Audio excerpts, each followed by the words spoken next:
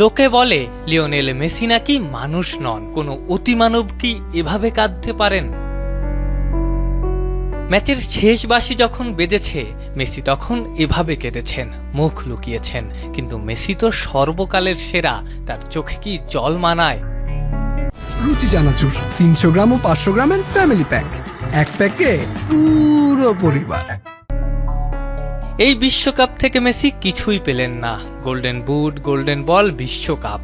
এক ফাইনালে হারালেন কত কিছু। আচ্ছা, মেসি যদি কিছু নাও জেতেন তাতে কি তার সেরা হওয়া আটকাবে?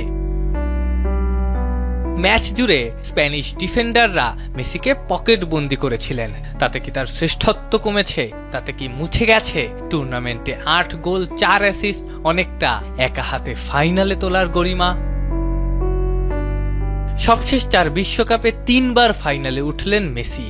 এই সময়ে যা পারেননি আর কেউই। 3 বারের 2 বারই আর্জেন্টিনার দ্বিতীয় সেরা, কিন্তু তাতে কি বা আসে যায়? 2টা ফাইনাল হারলেও মেসি কীর্তিমান, মেসি কীর্তিমানই রয়ে গেছেন, রয়ে যাবেন।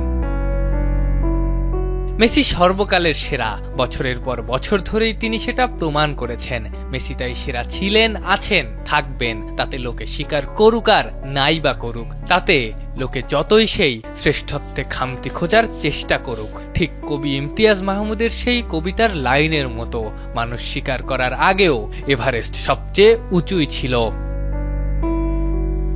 লিওনেল মেসি, আপনি ফুটবলের Everest, Mount Everest. Afnan Piyal, Jamuna sports.